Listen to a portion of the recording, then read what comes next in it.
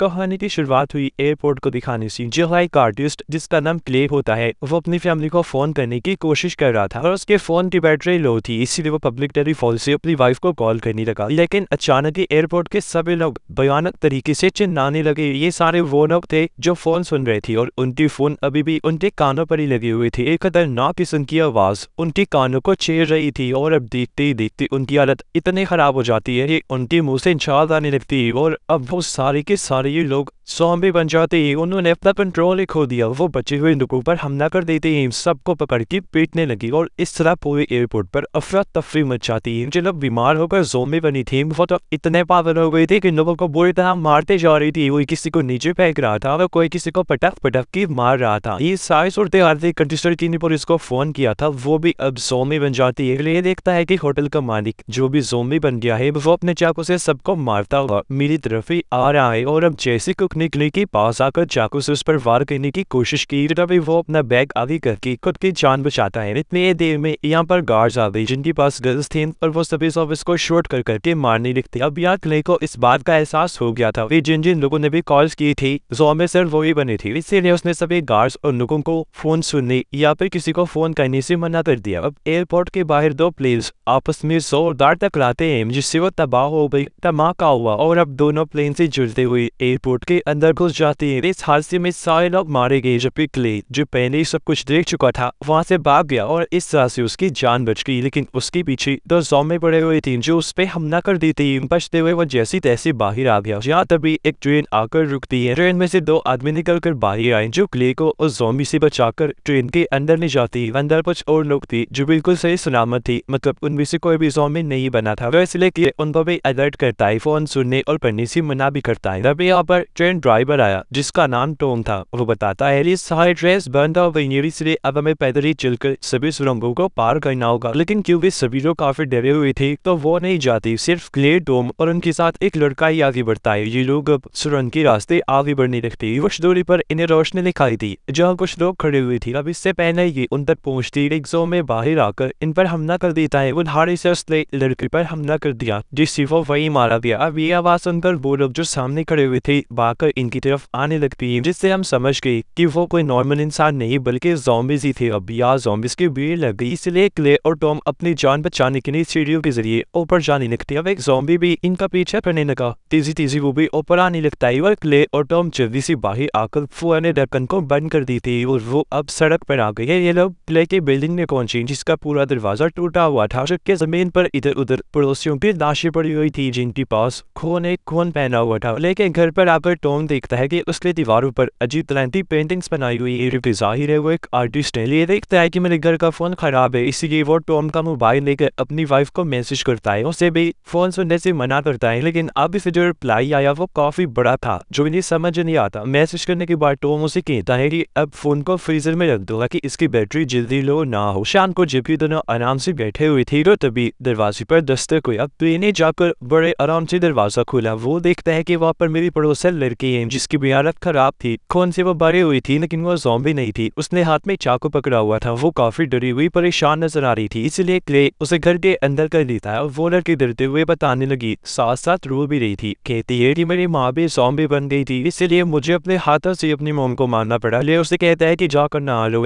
के लिए वो अपनी वाइफ के साफ कपड़े देता है। थोड़ी देर बाद ये फैसला करता है कि मैं अपनी फैमिली को ढूंढने बाहर जाऊंगा, क्योंकि जबकि सारा हंगामा शुरू हुआ था उससे पहले क्ले की अपनी वाइफ से बात नॉर्मल ही हुई थी, तो इसीलिए क्ले को लगने लगता है कि हो सकता है वो अभी भी ज़ॉम्बीज़ ना बनी हो, उसकी वाइफ और बेटा जिंदा होंगे। इसीलिए टॉम और वो लड़की भी उसके साथ जाने के लिए राजी हो जाते हैं और क्योंकि तीनों ही काफी थके हुए थे तो इन्हें आराम की जरूरत थी। जैसे ही रात हुई ये लोग सो जाते हैं। अगली सुबह इन्होंने देखा कि सड़कों पर सैकड़ों की तादाद में चींटियों की तरह ज़ॉम्बीज़ घूम रही है। इन्होंने हथियार लिए और बिल्डिंग से बाहर आ जाते हैं। इन्होंने देखा कि ज़ॉम्बीज़ का एक काफी बड़ा झुंड एक जगह पर घूम रहा है। अब बाइक पर बैठे दो लड़के वहां से गुजरते हैं। आवाज सुनकर ज़ॉम्बीज़ का ध्यान उनकी तरफ गया तो वो उनके पीछे भागने लगते हैं। सड़कों में खानी थी और मौका देकर ये तीनों वहां से बच निकलते हैं। चलते चलते ये लोग एक घर के पास पहुंचे। जाकर नोट देकर इन्हें उम्मीद थी कि यहाँ पर हमें हथियार मिल सकते हैं। अब ये लोग बड़ा ध्यान करते हुए आराम आराम से करके अंदर गए। सबसे आगे वो लड़की थी। जैसे वो बेसमेंट में गई ये देखकर काफी डर जाती है कि वहाँ पर नाशे बिखरी पड़ी है जिनको बुरी तरह काटा दिया है। यहाँ भी हर तरफ खून फैला हुआ है, लेकिन फिर भी खुद को संभालते हुए ये आगे बढ़ी। जहाँ इन्हें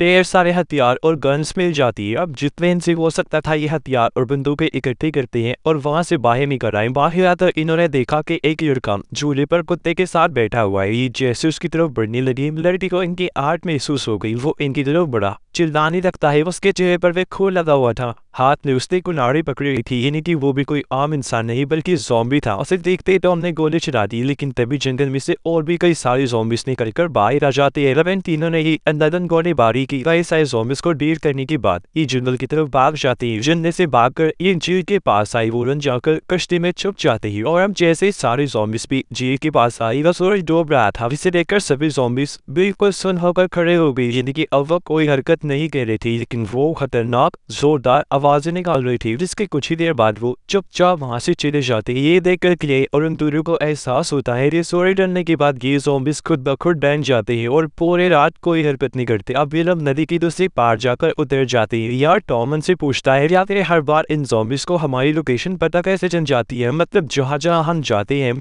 एक ज़ॉम्बी आने के बाद वहाँ पर ढेर सारे ज़ॉम्बीज़ आ जाती है। प्ले बताता है कि जब उस लड़के ने हमें घर के बाहर देखा था और ये झूले में बैठा हुआ था, तब उस ज़ॉम्बी ने बाकी ज़ॉम्बीज़ के दिमाग में हमारे लोकेशन का सिग्नल भेज दिया था। यानी कि हम इस वक्त कहाँ हैं। अब सिग्नल लेते ही वो सारे ज़ॉम्बीज़ हमारे पास आ गए। इसका मतलब साफ था कि वो सारे ज़ॉम्बीज़ एक दूसरे के साथ कनेक्टेड जुड़े हुए हैं। जिसके बाद क्ले, टॉम और वो पड़ोसन लड़की फिर से वहाँ से निकल गई। पूरा दिन ये चलते रहते हैं। जब रात हुई तो इन्हें जगह पर म्यूजिक की आवाज़ सुनाई दी। ये लोग उसका पीछा करते करते एक अकेडमी तक पहुंची, जहां एक स्टूडेंट और अकेडमी का प्रिंसिपल छुप कर रह रही थी। ये दोनों क्ले, टॉम और लड़की को बताते हैं जब तक ये म्यूजिक बज रहा है तब तक कोई खतरा नहीं है। जिसके बाद वो इन तीनों को एक ग्राउंड में लेकर आए। इन्होंने देखा कि वहाँ ग्राउंड में हजारों की तादाद में ज़ॉम्बी सो रहे हैं और ये म्यूजिक की आवाज़ उनके फोन्स और मुंह से आ रही थी। इस दौरान तो प्रिंसिपल ने एक ज़ॉम्बी की टांग कुल्हाड़ी से ये काट दी, लेकिन उसने कुछ भी नहीं कहा क्योंकि वो मजे से सो रहे थे। म्यूजिक में इतना मगन थे कि उन्हें आस पास का कुछ भी महसूस नहीं हो रहा था। जिसके बाद प्रिंसिपल उन्हें अंदर लेकर गया। बताता है कि इन ज़ॉम्बिस को कभी भी खबर ना हो, हमारा सोना जरूरी नहीं है और वो उठ जाए, क्योंकि अगर वो जाग गई तबाही मचा देंगे। अब दुनिया का खत्म होने से कोई नहीं रोक पाएगा। वो कहता है कि इससे पहले सारे ज़ॉम्बिस उठे हमें पहले सारे ज़ॉम्बिस को मार देना होगा। और अब यहाँ प्रिंसिपल और स्टूडेंट मिलकर अपना प्लान बताते हैं। हमने सोचा है कि हम उस मैदान में पेट्रोल छिड़ककर आग लगा देंगे, जिससे होगा ये कि आग में जलकर सारे ज़ॉम्बिस मारे जाएंगे। जिसके बाद क्ले और टॉम एक ट्रक में बैठकर बहुत सारा पेट्रोल लेकर ज़ॉम्बी से भरे हुए मैदान में जाते हैं। सभी ज़ॉम्बिस पर उन्होंने पेट्रोल छिड़क दिया। इसके बाद प्रिंसिपल एक जलता हुआ तीर मैदान में छोड़ देता है। जैसे वहाँ आग लगी देखते ही देखते फैलती गई, जिसकी लपेट में आते ही बहुत सारे ज़ॉम्बिस मरने लगते ही वहाँ पर काफी बड़ी जबरदस्त आग फैल गई थी। मगर कुछ ज़ॉम्बिस किसी तरह आग से बचकर उठने लगी। उन्हें देखते ही क्ले और उसके साथी ज़ॉम्बिस पर अंधाधुंध गोलियां चलाने लगते ही वह अचानक की आग बढ़ती बढ़ती उनके ट्रक तक आ पहुंची। यह काफी बड़ा धमाका हुआ, जिसमें बेचारी प्रिंसिपल की मौत हो जाती है। अपने प्रिंसिपल को मरता हुआ देखकर स्टूडेंट को बहुत बुरा लगा। वह दुखी था, गहरा सदमा हुआ था। क्ले जैसी तैसी उसे सहारा देता है। अब ये लोग उस अकेडमी से निकलकर काफी देर तक चलती रही। इधर उधर भटकने की बात आखिर इन्हें एक खाली पड़ा हुआ थिएटर मिल जाता है। ये जगह उन्हें क्योंकि हर खतरे से महफूज लग रही थी, तो उन्होंने ये चुपने का फैसला किया। क्योंकि काफी थके हुए थे तो जल्दी सारे लोग सो गए। लेकिन क्ले को अचानक ही बाथरूम से कुछ आवाजें आने लगी। वो जब बाथरूम में चेक करने गया तो यहाँ पर एक लड़का था जो भी ज़ॉम्बी था, लेकिन वो सबसे खतरनाक ज़ॉम्बी था क्योंकि उसकी शक्ल काफी बिगड़ी हुई थी। वो किसी राक्षस से कम नहीं लग रहा था क्योंकि ये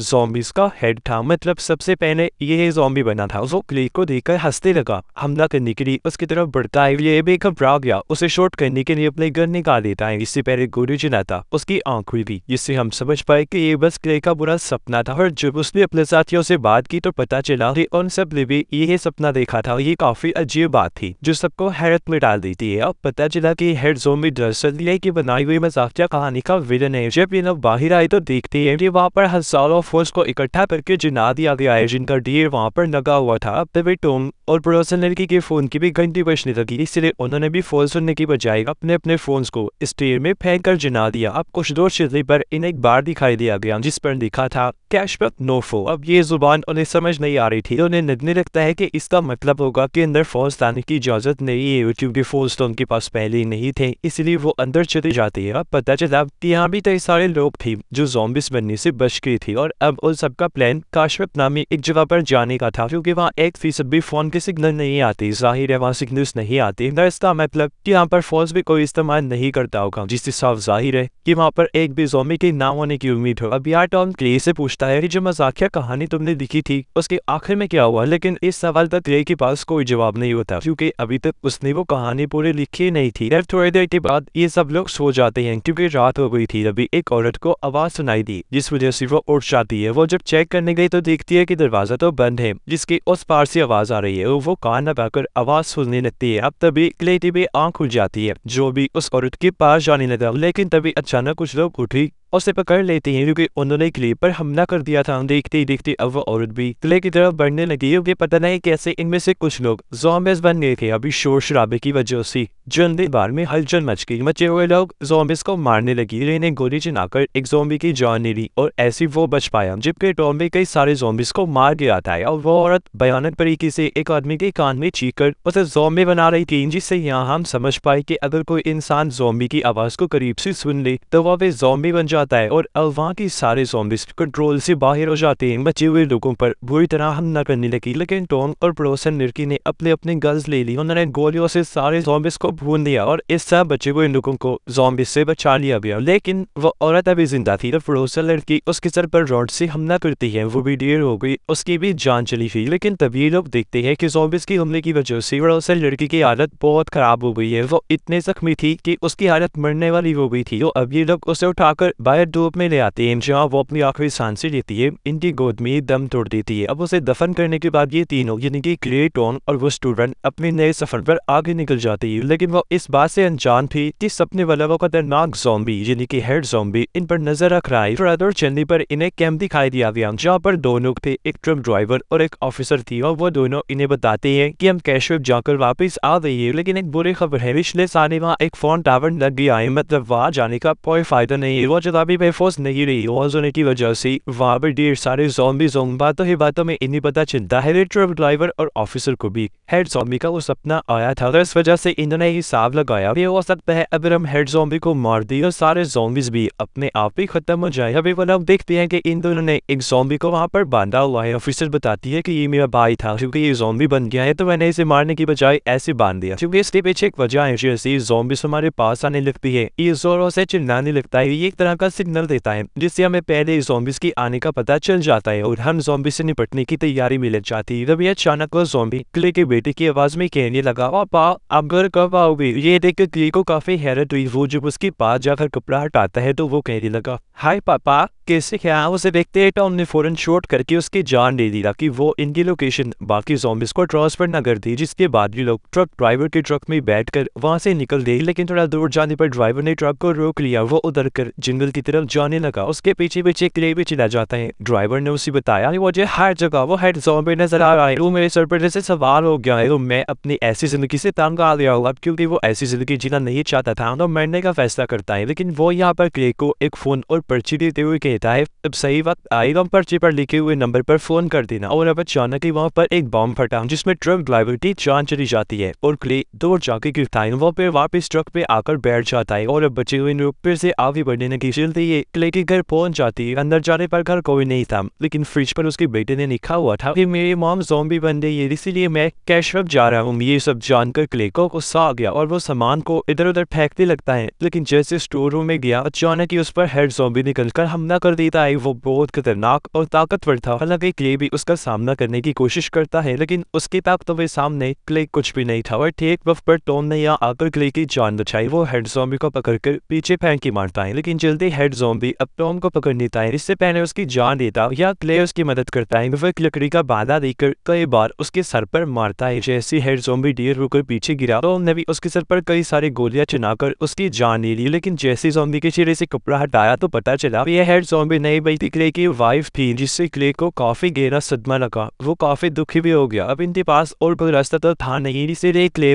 वो फोन उठाता है जो उसी ट्रक ड्राइवर ने दिया था। पर्ची पर जो नंबर लिखा हुआ था वो उस पर कॉल करने का फैसला करता है। टॉम ट्रक भी जाकर देखता है कि ये पूरा है ट्रक बॉम्ब से भरा हुआ है, जिससे इन लोगों ने ये अंदाजा लगाया कि पर्ची पर जो नंबर लिखा हुआ है उससे ये सारे बॉम्ब्स फट जाएंगे। अब क्योंकि क्ले का बेटा कैशवेप में था तो वो अकेला ही वहां जाने का फैसला करता है। वो किसी भी हालत में अपने बेटे को ढूंढना चाहता था। वो उन लोगों को अपनी वाइफ की गाड़ी की चाबी देता है। वो ऑफिसर और स्टूडेंट को कहता है कि तुम लोग गाड़ी के जरिए कनाडा चले जाना। फिर उसने स्टूडेंट को एक स्प्रे वाला पेंट भी दिया कि वो रास्ते में इस पेंट स्प्रे के जरिए अपने नाम के लफ्ज लिखें, जिसे लेकर बाद में क्ले उन तक पहुंच सकेगा। और अब क्ले उन दिनों से मिल कर उन्हें अलविदा कहकर अकेला एक ट्रक में बैठा और कैशवेट जाने के लिए निकल जाता है। वो जैसे कैशवेट पहुंचा उस फोन टावर को देख लेता है जो पिछले साल यहाँ पर बनाया गया था। ले देखता है कि हजारों की तादाद में ज़ोंबी सावर के चारों तरफ चक्कर काट रही। ले ट्रक में बैठकर ज़ोंबीज़ के बीच में से ही निकलकर आगे बढ़ गया और अब आखिर वो हेड ज़ोंबी तक पहुंच ही जाता है। वो ट्रक को जोर से हेड ज़ोंबी में दे मारता है जिसे वो काफी दूर जाके गिरता है। क्ले ट्रक से उतर कर कई सारे गोलियों से हेड ज़ोंबी पर शॉट करता है। ज़ोंबीज़ के झुंड में उसे अपने बेटे की आवाज आई। वो बिना सोचे पागलों की तरह उस झुंड में ही घुस जाता है अपने बेटे को ढूंढने लगा। लेकिन इतने सारे ज़ोंबीज़ में अपने बेटे को ढूंढना उसके लिए नामुमकिन लग रहा था। खाड़ कर वो जगह पर गिर जाता है। वो ड्राइवर का फोन निकालता है क्योंकि जैसे वो बटन दबाएगा सारी बॉम्ब्स फट जाएंगी और अब वो यहाँ धमाका करने के लिए बिल्कुल तैयार था। लेकिन अब अचानक उसका बेटा क्ले के सामने आ जाता है। उसे देखकर क्ले बहुत खुश हो जाता है, अपनी गली से लगा लेता है। लेकिन अब वो सारी ज़ोंबीज़ बहुत ही खतरनाक तरीके से चिल्लाने लगते हैं, भयंकर आवाज निकालने लगे। और अब जैसे क्ले का बेटा भी सब में शामिल हो गया तो क्ले